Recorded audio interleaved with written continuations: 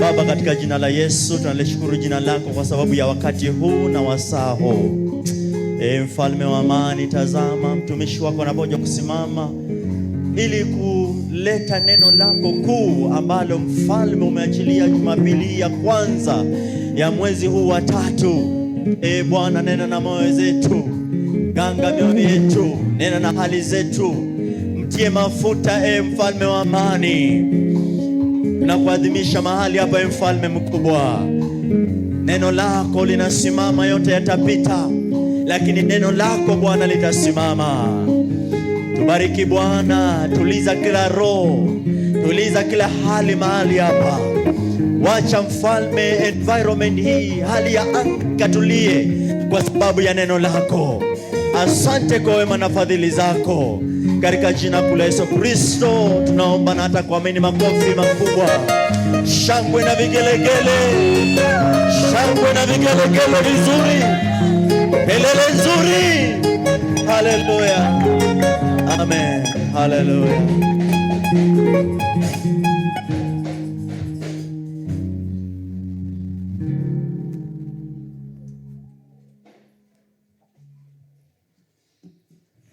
Bwana Yesu asifiwe.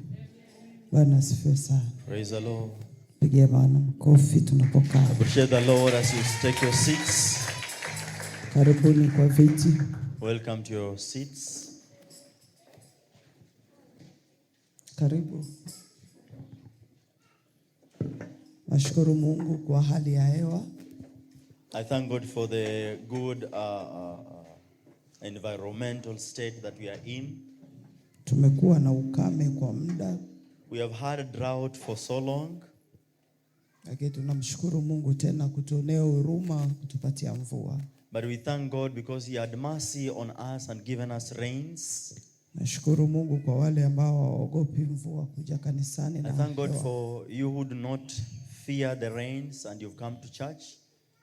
Unajua kuna watu ambao wakiona baridi, there are people when they see there is some kind of a cold environment, nalala, they tend to sleep.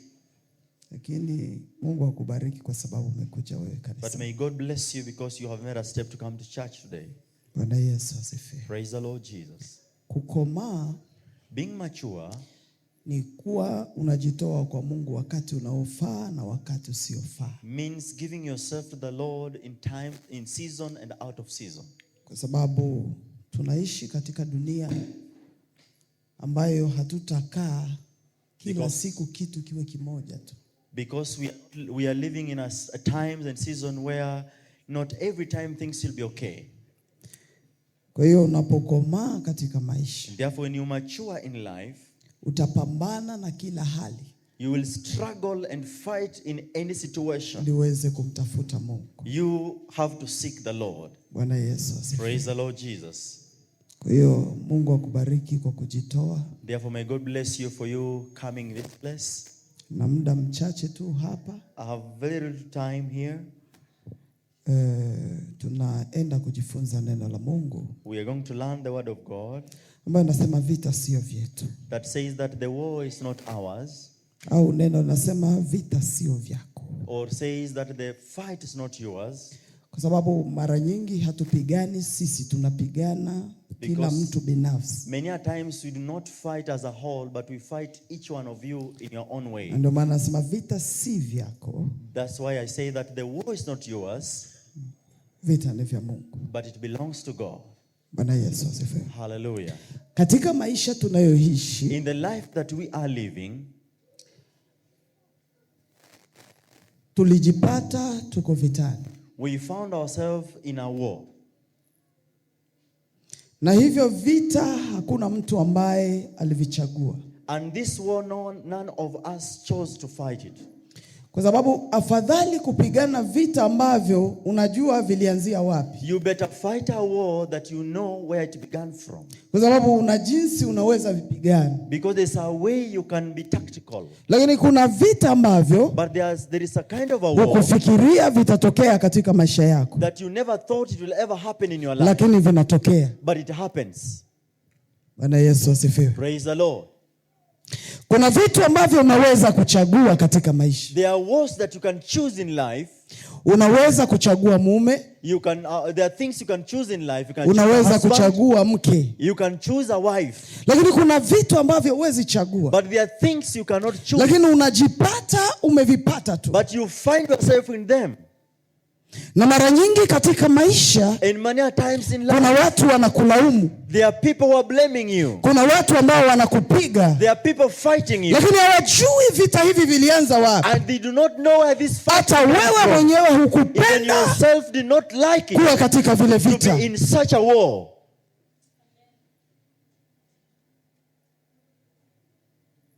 Hukuchagua. You did not choose. Kuzaliwa na huyo mama uko naye. To be born with that woman you have. Hukuchagua kuwa na yule baba aliyekuzaa. You did not choose to have a father like that. Lakini ukajipata uko kwa hiyo familia. But you find yourself in that family. Na nyingine hiyo familia. Maybe that family. Ina vita vyake. It has got its. Na wewe ukaingia katika vile vita. You got and joined that war. Hukupenda ukuwe mfupi. You didn't like to be short. Lakini unapigana vita vya ufupi. But you're fighting a war of being short. Hukupenda kuwa jinsi ulivyo. You didn't like the way you are today. Wakati mwingine ukijiangalia, sometimes when you look at yourself, unajiuliza mbona mimi niko hivi? You began questioning nilipenda nikuwe kama fulani. I would like to be like lakini nilijipata tu niko hapa. Found myself like this. Inanituma kuelewa. It makes me understand. Wakati mtoto anapozaliwa, a child is born. Hakuna mtoto anazaliwa akicheka. There's no a child that is born when he's laughing. Hakuna mtoto anayezaliwa akifurahia. There's no child that is born when he's happy. Lakini mtoto anapotoka kwenye tumbo tu, when a child is born, anaanza kulia. He begins to cry. Na wakati mwingi unajiuliza, and many times you'll kwa nini mtoto analia? Why is this child crying? Kwa nini mtoto analia? Why is this child crying? Na asipolia, and if he doesn't cry, wale wakunga watampiga. Those nurses will have. Watamwambia hawezi ingia duniani ukinyamaza. You cannot come to the world while you're hawezi kuingia duniani ukicheka. You can't come to the world laughing. Ili tuelewe umefika duniani, lazima ulie. You have to cry. Kwa sisi wote, that's why all of us, siku ya kwanza kuona dunia, first day to see the world, tulilia. We cry. Kwa nini tunalia? Kwa sababu tumeingia kwenye vita ambavyo hatukuwazia katika maisha. Kwa kila mwanadamu, every human, yuko katika vita. You are in a war. Inawezekana haujavifikia kuviona. It's possible you're not seeing it yet. Usicheke aliye katika vita. Don't be laughing at another one who is that war. Usimdharau anayepitia vita. Someone who's going through it. Kwa sababu vita hutokea tu. Because war just appears. Haujui mahali vimetokea. And you never know where it begins from. Sikupenda nizaliwa saa nyingine kwa kabila niliyozaliwa. I never liked to be born in such a sikupenda saa nyingine kuzaliwa kwa nchi ambayo niko. Lakini nimejipata niko pale. But nimejipata nimezaliwa hapo. I have found myself born there. Na hiyo ni vita. And that is a war. Kwa sababu saa nyingine mtu atasema wewe ni kabila fulani. Someone will say they are a wewe ni kabila fulani. You come from a certain tribe. Lakini sikupenda nikuwa pale. I didn't like to be there. Lakini nimezaliwa hapo. But I've been born there. Na sitakataa. And I will not reject kwa sababu niko hapo. Because I am there. Tuko vitani. We are in a war. Tuko katika vita. We are in a war. Bwana asifiwe. Praise the Lord. Na hivi vita, and this war, unaweza saa nyingine kubadilisha nyumba. You may maybe change your place of living or house. Unaweza kubadilisha mahali. Maybe you change the position. Lakini vita, but a war, inahitaji Mungu akupiganie. It only needs God to fight. Kuko watu wengi leo, there are so many people today, wamekimbia Kenya. They have run out of Kenya, wakitafuta amani, looking for peace. Kuna watu ambao wako Dubai, there are people who have run to Dubai, walipoona magorofa, when they saw that wakasema huko ndipo tutapata amani. They thought that that's why. Kuna watu ambao wako Marekani, there are people in America, wanasema hapa ndipo kuna amani. This is where peace is. Unaweza kubadilisha nyumba, lakini hauwezi kubadilisha vita vyako. You might change your house, but you can't change the kind of a war you are fighting. Bwana tusaidie. May God help us. Bwana tusaidie. May God help us. Kwa maisha ni vita. And therefore the life we are living is a war. Na mteule yoyote, any given beloved brother, yuko vitani. You are in a war. Inaumiza sana. It is so painful. Wakati tuko pamoja kwenye vita. When we are together in a war. Tunapigana vita pamoja. We are fighting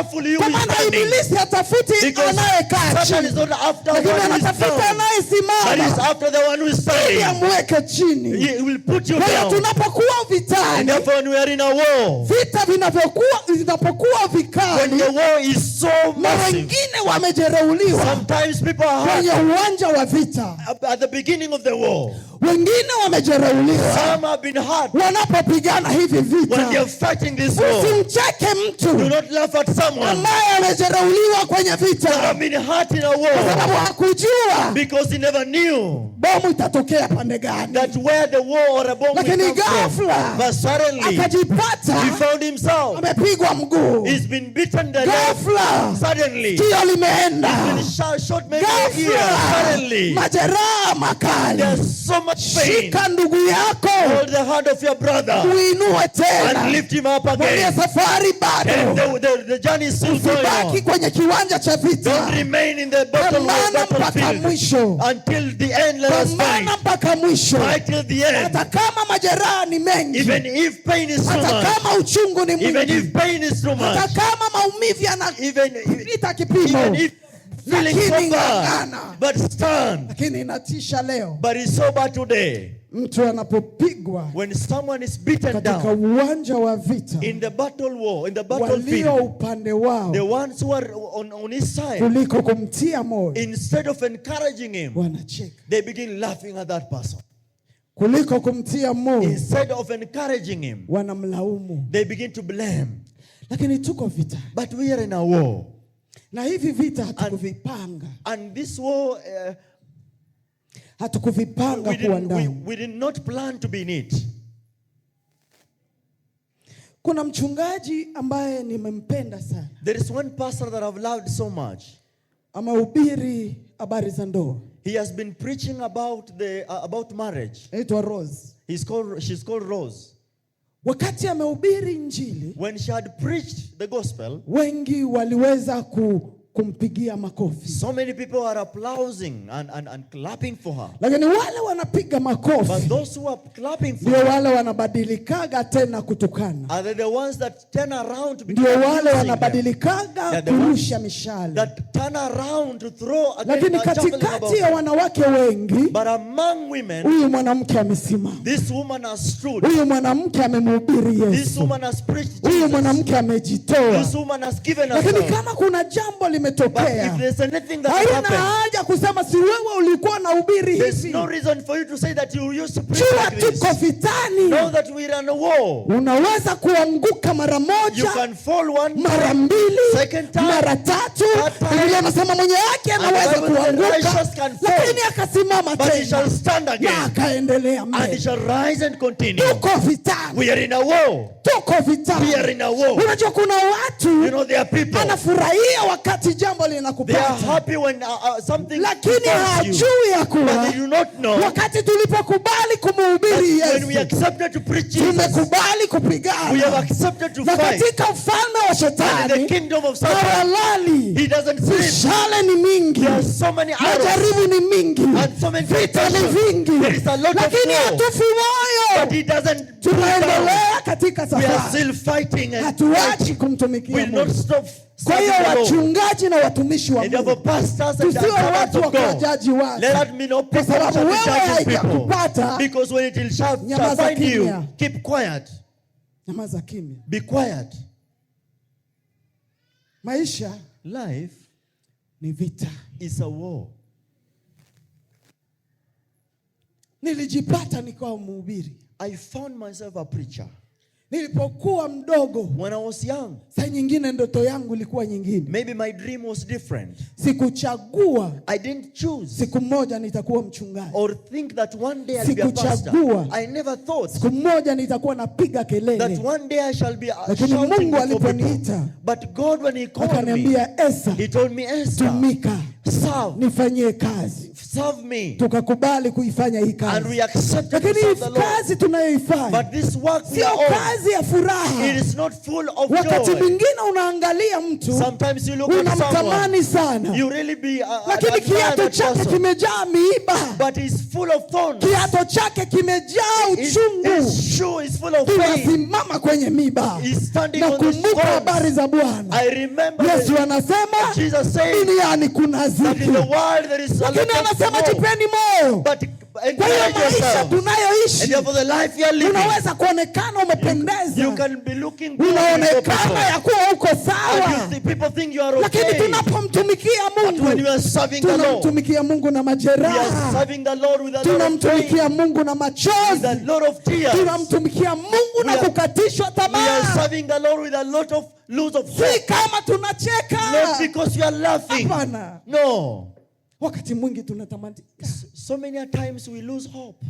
Tunatamanika. Oh, so many times we are admired. Mtu anakutazama. Someone looks at you. I wish. And he said, I wish I was like Pastor so. Lakini hujui machozi ya Pastor. You do not know the pain and the suffering she's gone through.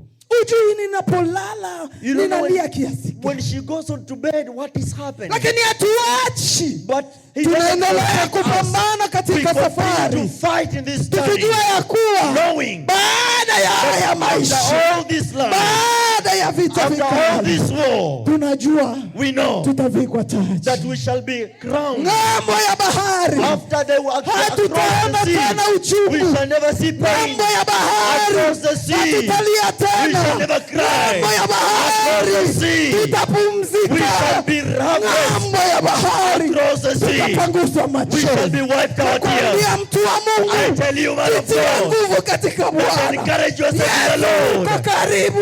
He is so close. Haijalishi vita. It doesn't matter the war. Haijalishi mateso. It doesn't matter the pain. Jipe moyo. But encourage yourself in the Lord. Usiuache wokovu. Do not forsake salvation. Usiuache msalaba. Don't forsake the cross. Endelea mbele. Continue and press on. Endelea mbele. Press on. Hata kama uchungu. Even if pain is too much. Hata kama umejeruhiwa. Even if you've been hurt. Hata kama unalia. Even if you're crying. Hata unaonekana mjinga. Even if you're seen to be a fool. Yesu anakuja. Jesus is coming. Atatupangusa machozi. He shall wipe our tears.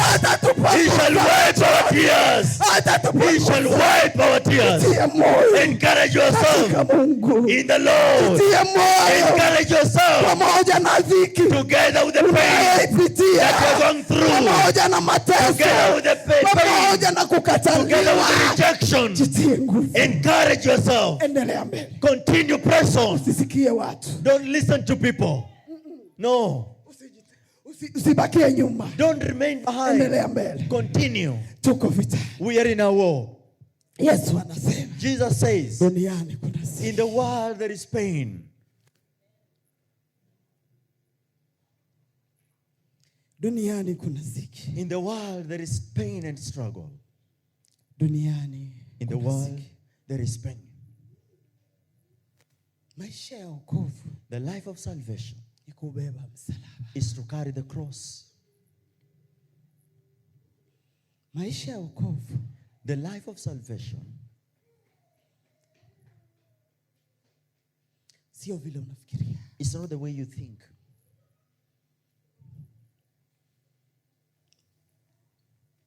Kuna uchungu mwingi. There is so much pain.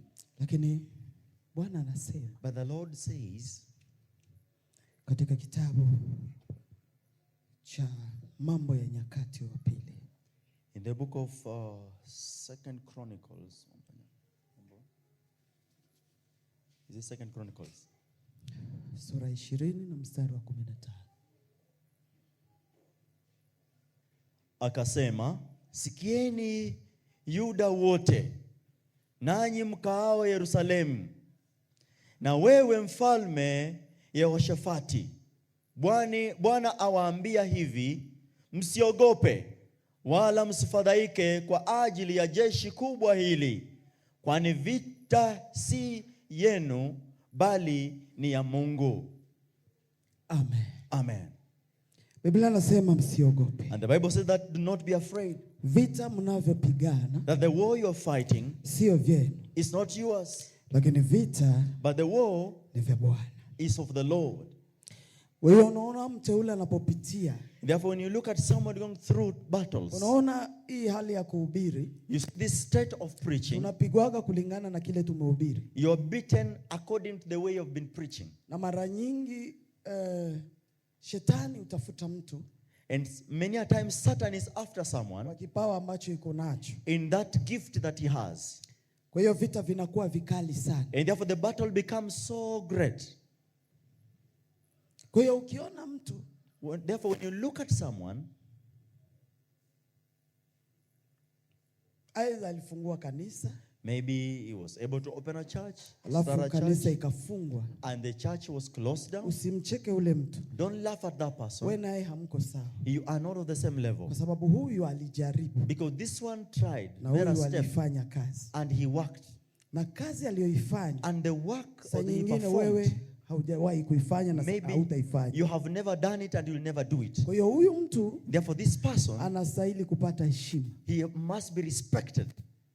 Acha nikwambie wazi. Let me tell you openly. Huduma ya sisi wanawake, that the ministry that the women is in the women, say, sio jambo rahisi. It's not an easy thing. Kwa sababu kila wanapokuona kwenye madhabahu, because every time they see you standing on the altar or the podium, unagisi kila mtu anakuazia kile anataka. There is every kind of thoughts people have over you. Kila mtu anaongea kile anataka. Everyone can say anything they want. Kwa miaka 23 nikiwa mchungaji na kwa miaka 30 nikihubiri injili. For 20 years as a pastor and 30 years preaching the gospel. Siku za kucheka ni chache. Days of laughter are very few, unnumbered. Chache. Very numbered.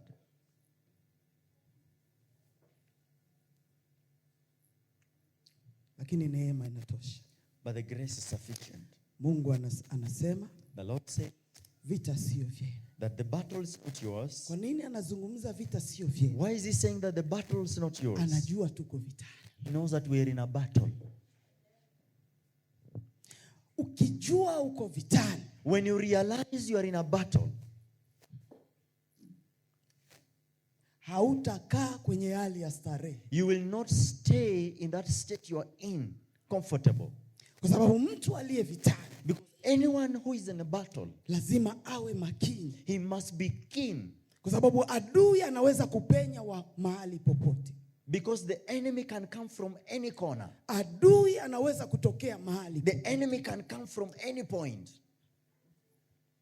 Kwa hiyo lazima uwe makini. And therefore you must be keen enough. Lazima utafute Mungu kwa kujitoa. You must seek the Lord. Funga, omba, kesha, jitoe. First, give yourself. Kwa sababu uko vitani. Because you are in a battle. Lakini kitu cha kutia moyo, but something that is hopeful, ndio vita viko. Yes, there is a war. Tunapolala vita viko. Yes, we unapoamka vita viko.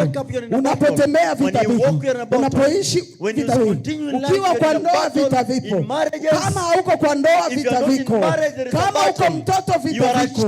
Kama uko mama vita viko. Kama uko mchungaji vita viko. Kila mahali kuna vita viko.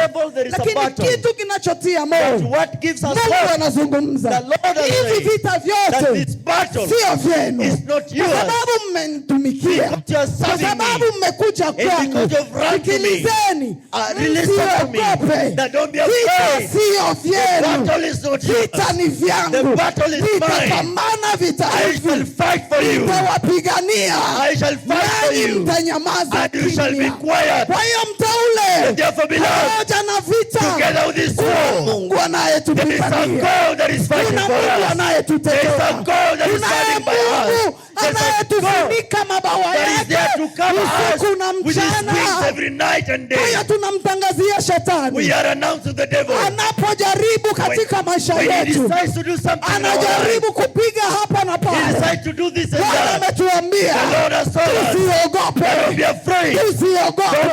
kwa maana vita hivi hatutapigana sisi, tutakuwa nyuma, lakini Bwana atakuwa mbele. Anaitwa jemadari wa vita, is the anaitwa jemadari wa vita. He's called mfalme wa He's the King of Kings. Mungu wa majeshi. The Lord of armies. Mungu wa majeshi. The God of hosts. Tunayemtumikia. The one we are serving. Anatupigania. He is fighting for us. Tunayemtumikia. The one we are serving. Anatutetea. He is fighting for us. The one we are serving. He's been our God who is faithful. Hata vikwazo viinuke. Even if the battles shall rise. Hata majaribu yainuke. Temptations to rise. Hata uenezwe kwenye social media. If you are thrown on the social media. Kila yoyote atakutukana vile anataka. Everyone will insult you the way they want. Bwana amesema. The Lord has said. Vita sio that the battle is not ours. Vita ni vyake. The battle is his. Vita ni vyake. The battle is his. Unajua usipojitoa kwenye uwanja wa vita. If you do not give yourself on the forefront in the battlefield. Hakuna mtu atapigana na wewe. There is no one who shall fight against you. Atajua wewe hauko askari. He will know that you are not a soldier. Na ndio maana tumeambiwa lazima tukomae. And that's why we've been told that you have to mature. Sababu kukomaa. Because maturity ni kwenda kwenye kiwanja cha vita. Is to get into the battlefield. Siku moja kuna mtu mmoja alipata vita. One day someone was found in a battle ambavyo hakutegemea. That he didn't expect. Alikutana navyo. He just met it. Alafu vyo vita ni vya shari. Vya maneno. That battle is all about talking. Unajua vita vinakuja kila aina. You know there are kinds of wars or battles. Kuna vita vya afya. There are battles of health. Unaumwa mpaka unashangaa. There is a lot of pain you go through until when you wonder. Hata wengine wanasema ni kujifanya. Others will say that this one is pretending. Kuna vita vya ndoa. There are wars or marriage wars. Unakutana jambo limefanyika tu. You mean something has just happened. Lakini walio mbali hawajui. But those who are far from you don't know. Watakuhukumu. They will judge you. Watasema vile wanataka. They'll say whatever they want. Nini ilifanyika? But they do not know whatever happened. Kuna vita vya watoto. There are wars that arise from children. Memzaa mtoto kwa wema. You born a child in lakini anapokomaa, but when they get mature, anakuinukia vibaya. They rise against you. Anakuwa jaribu. They become a temptation. Vita. That is a war. Vita vya njaa. There is a war of hunger. Kukosa chakula. You are not having food. Vita. That is a war. Vita viko vingi. There are so much battles. Kuna vita vingine vya shari. But there are some battles that come through words, people talking. Vita vinapenda kujia watumishi wa Mungu. And they always come against the people of God, servants of God. Sana. So much. Sasa shetani hataki. Because Satan does not want. Walete watu katika ufalme. Want us to draw people to the kingdom. Huyo shetani macho yake ni kutafuta ni nani anahubiri injili. And therefore Satan is after one who is preaching the gospel. Ni nani anafanya watu waje katika ufalme? Who is this that is causing people to come to the kingdom? Huyo jeshi linajipanga. And therefore an army rises kupigana na wateule. To fight those who are preaching. Sasa kuna mtu mmoja anaitwa Daniel. Therefore one man called Daniel. Katika kitabu cha Daniel sura ya 2. In the book of Daniel chapter 2. Mstari wa 12 na 13. Chapter 2 verse 12 and 13. And the Bible says, basi kwa hiyo mfalme akaghadhibika sana, akaona hasira nyingi, akatoa amri kuwaangamiza wenye hekima wote wa Babeli. Basi ile amri ikatangazwa, na hao wenye hekima walikuwa karibu na kuuawa. Watu wakamtafuta Danieli na wenzake ili wauawe. Bwana asifiwe. Praise the Lord. Sasa huyu ni Daniel. And this is Daniel. Hana shida na mtu. He has no problem with anybody. Mcha Mungu wa Mungu. He is a servant of God, fearing God. Lakini vita vinamtafuta. But a war is after him. Battle is after him. Unaweza kuamka asubuhi vizuri. You can wake up one morning so well. Na hauna hata mawazo yoyote. And you have no negative thought in you. Lakini jambo linatokea. Then something happens suddenly. Vita vinakuwa tu ndani ya maisha. And then a battle rises in your life. Sasa hapa tunaona Daniel. And therefore here we see Daniel. Aliamka vizuri. One morning he woke up so well. Lakini banamtafuta. But they are after him. Chenye wanamtafuta. And whatever they are after him for. Aende akachinjwe. That he be killed. Na wenzake wote. Together with his friends and brothers. Tumefanya nini? What have we done? Tumefanya nini? What have we done? Mbona tunaitwa tu kuuawa? Why are we being just called to be killed? Acha nikwambie, ukiwa mcha Mungu. Let me tell you, if you are a servant of God. Na ukiwa ni mtu ambaye unafanya kazi ya Mungu. And you are a fearful person with God. Right with God. Vita ni sehemu yako. War is your portion. Na majaribu ni sehemu yako. And actually temptations are your portion. Huyu papa ameamka tu kubwema. This young man woke up so early in the morning. Lakini wanakuja kumkamata twende. And then they come and get hold of me. Naenda wapi? And where am I going to? Tunaenda kwa mfalme. We are going to the king. Wanatafuta wenye hekima. They are looking for those who are wise. Wachawi. And those who are witchcraft. Watu wote wenye anajiona wanaweza kueleweka. Anyone who are na wewe uko ndani. And also you are in them. Twende unaenda kuuawa. And they have told us you have to be killed. What is happening? Mfalme alilota. And the king just had a dream. Aliota. He just had a dream. Aliota. He just had a dream. Anafika pale anauliza. And he's asking. Ni nini inaendelea? What is happening? Akasema, mfalme anasema. The king says. Niliota ndoto. I dreamt. Nikiwa kwa kitanda changu niliota ndoto. In my bed I had a dream. Na hii ndoto yenyewe nililota. And this dream that I had. Siikumbuki. I don't remember it. Kwa hiyo mniambie ndoto na mnitafsirie ile ndoto. And therefore you have to tell me the dream and again interpret it to me. Papa. And surely. Wewe ndio ulilota ndoto. It is you who had the dream. Na wewe mwenyewe umeshaisahau. And it is you who have forgotten it already. Sisi wenyewe tukulota ndoto. We didn't dream with you. Tukwambie ndoto ulilala. How do we tell you what you dreamt? Angalia hiyo vita. Look at this battle. Na tayari mfalme shaka. And already the king is furious. Hasema mtu asiyenitafsiria, asiyeniambia ndoto yangu. Anyone that will not tell me about my dream and interpret my dream, mnachinjwa nyinyi. You have to be slaughtered. Vita. That's a war, battle. Ulilala kukitandako wewe mwenyewe. You woke up, you slept on your bed. Mimi na wewe hatukukuwa mandoto yako. We were not together in your dreams. Lakini tu unakuja kutafuta tu. But suddenly you're just after my life. Nataka kuangamiza mtu. You want to kill somebody. Nikutafsirie ndoto. That I may be able to tell you about your dream. Kwa hiyo wenye hekima. And therefore everyone was wise and witchcrafts and diviners. Wakashinda kutafsiri. They were not able to tell. Wakamwambia mfalme. And they told the king. Inakuwa shari. This is now. Kitu hakuna mwanadamu yote anaweza kutafsiri. There's no one who can talk about what you're telling us. It's not possible. Lakini Daniel. But Daniel. Mcha Mungu. The one who feared God. He listened to the king.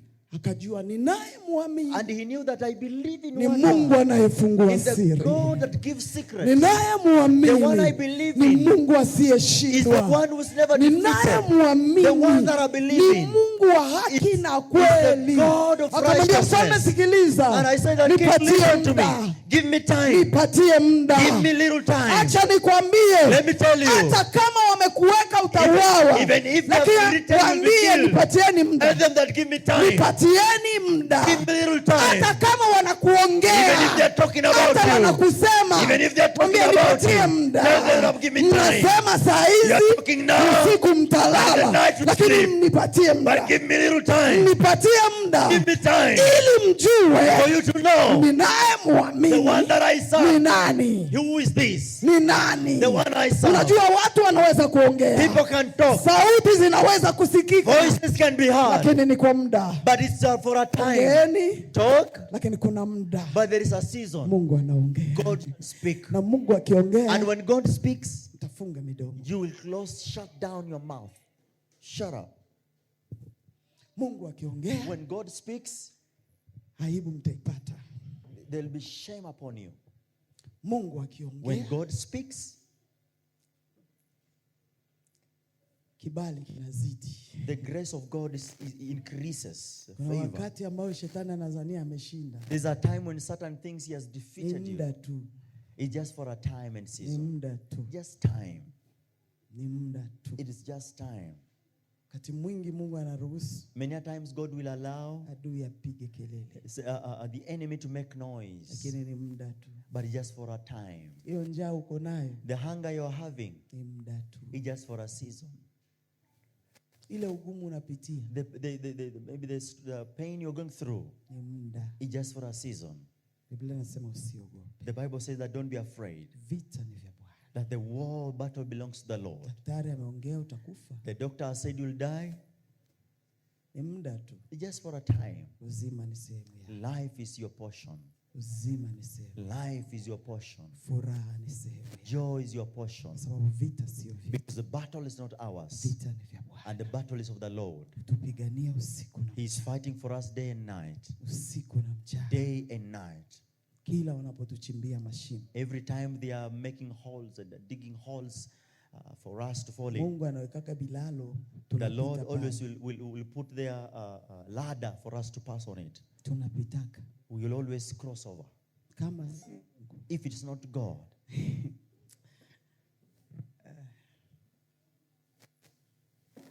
Tusingeweza kusimama. We will not be able to stand. Lakini vita sio vyetu. But the war battle is not ours. Vita ni vya Bwana. But the battle belongs to the Lord. Akamwambia. And then he told him, nipatie muda. Give me a little time. Lakini ukichunguza hii kitu. But you look at this thing. Ilikuwa vita vibaya. It was a very bad battle. Kama sio Mungu. If it's not God. Daniel together with his companions wangekata vichwa. Would have been slaughtered. Kwa vita ambavyo in a battle hawakuchagua. They did not choose. Kwa vita ambavyo in a battle hawakuchagua. They never chose. Unajua unaweza kujitembeza kama malaika. You can decide to keep yourself like an angel. Unasema sitaki shari. I don't want any problem with anybody. Mtu mmoja aliniambia kitu. And someone told me something. Sasa mimi ndio maana nilikuja hii pande ya umoja. And that's why I came to Umoja. Nikasema sitaki kukua mimi na wajua tu. Because I know these people. Wataniletea shari. They will bring words of gossip to me.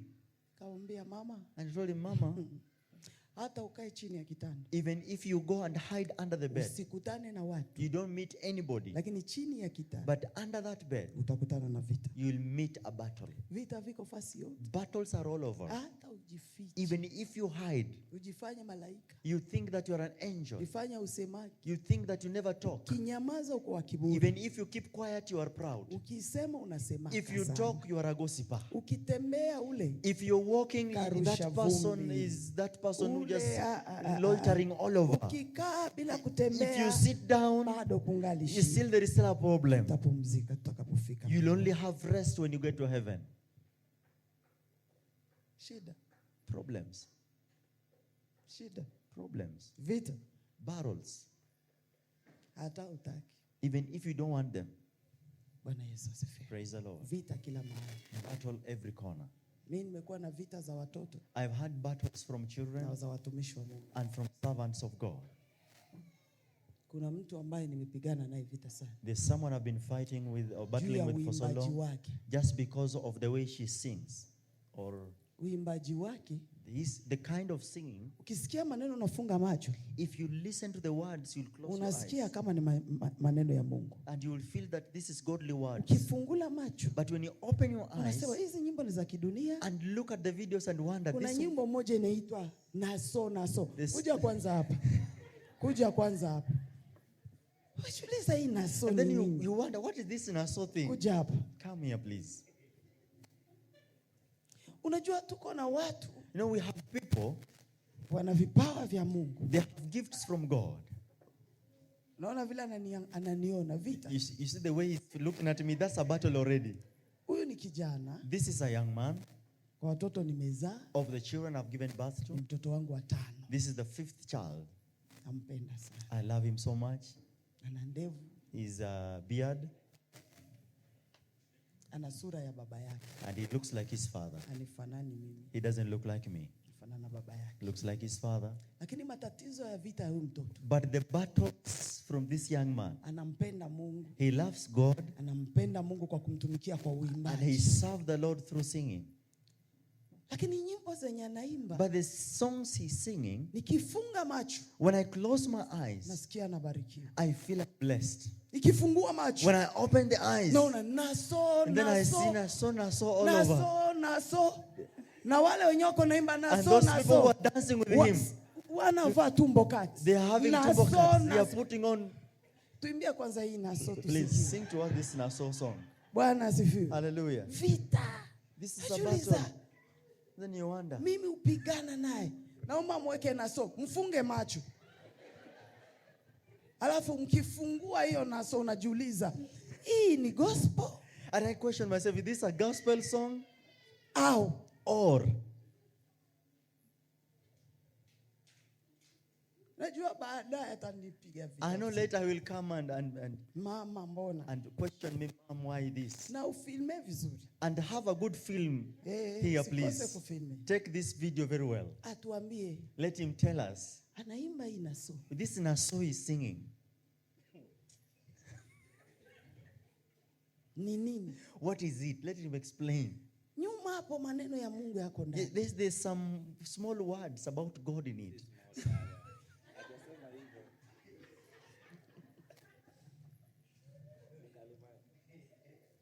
Bwana asifiwe. Praise the Lord.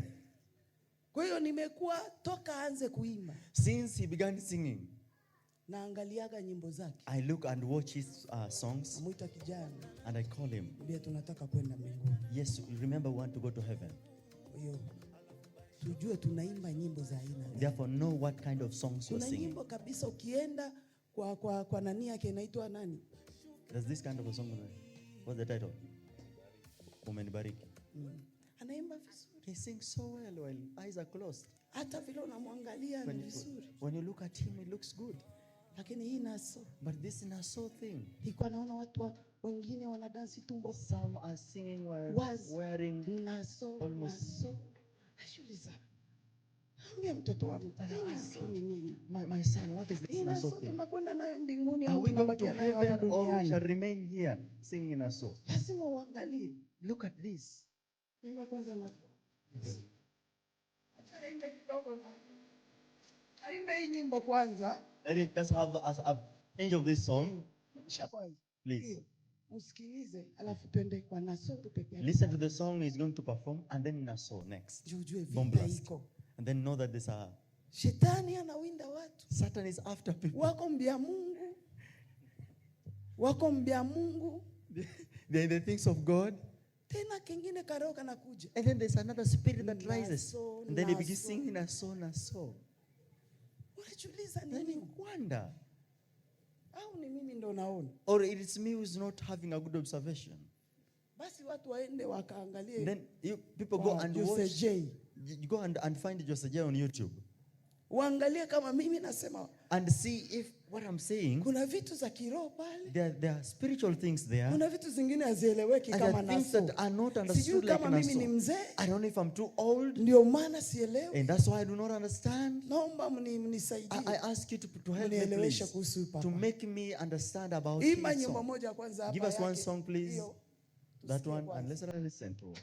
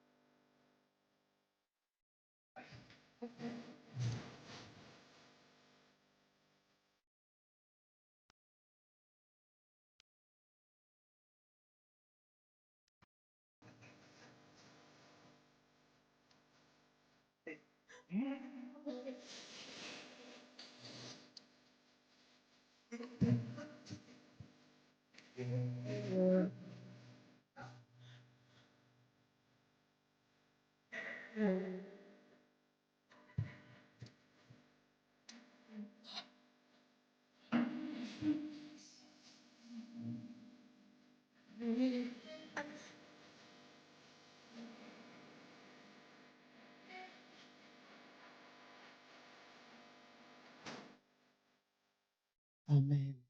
Nasikia haya maneno? Listen to those words. Maneno ya Mungu. They are godly words. Nasema nikitaka kuteleza. When I am almost sliding. Usiniache nianguke. Let me fall. Nishike mkono. Hold my hand. Ni mimi nakutegemea wewe. Because it is you I am holding on. Usiku na mchana. Every night and day. Tuimbe Naso. Then let's go to Naso.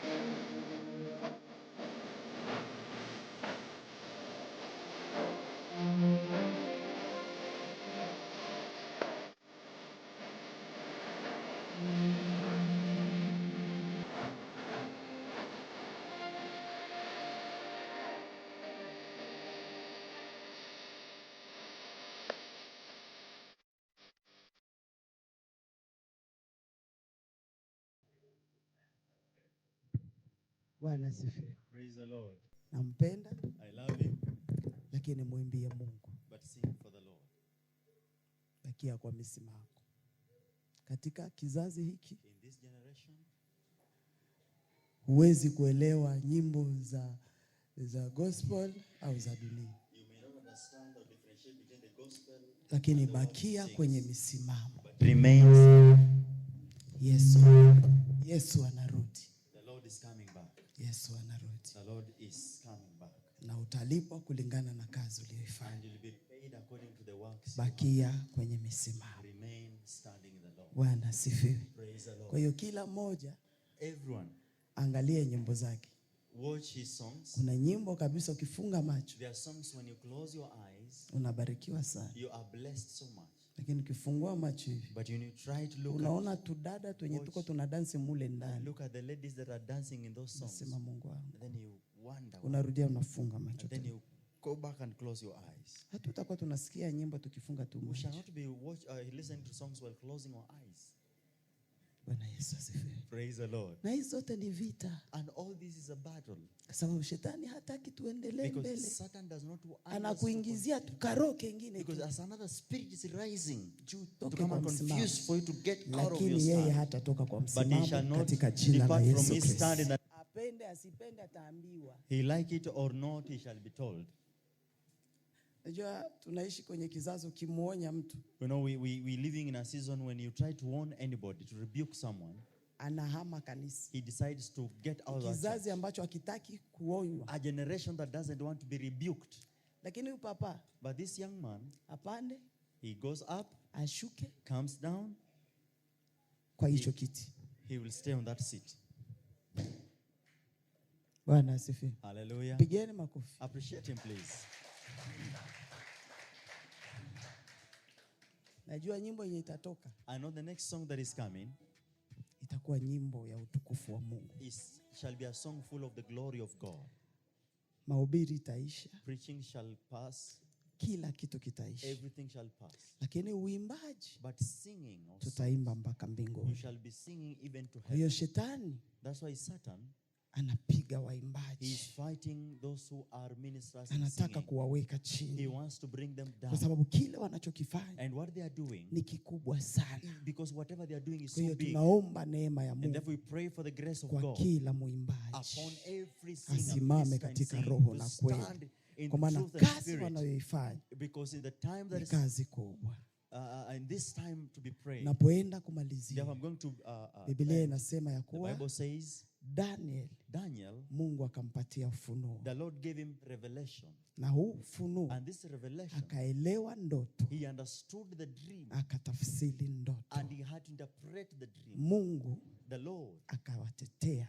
He had to stand. Mungu, God, akawapigania. He had to fight. Kwa hiyo Mungu, and therefore God, upigania kila mteule. He will always fight for every walikuwa wakuuawa, they were to be killed, lakini Mungu, but God, akawatetea. He had to stand by akafunua siri. He had to give the secret. Kwa hiyo simama na Mungu. Therefore stand by God. Vita vyako, your battle, sio vyako. It's not yours. Vita ni vya Mungu. The battle belongs to God. Na sisi, and therefore us, tunatembea katika ushindi. We are walking in victory. Kwa sababu anayetupigania, because the one who is fighting for tayari ameshinda vita. Already he has defeated the enemy. Tayari amemaliza yote. Already he has had the victory. Kwa hiyo tuko katika ushindi. Therefore we are in victory. Hata vita viwe vingi, even if the battle lakini is too tuko much, ndani ya ushindi. but we are in the victory. Hatutashindwa, and And we shall not be kwa defeated sababu Yesu yuko pamoja because nasi. Jesus on our side. Mungu akubariki. May God bless you. Mungu akubariki. May God bless you. Amen. Amen.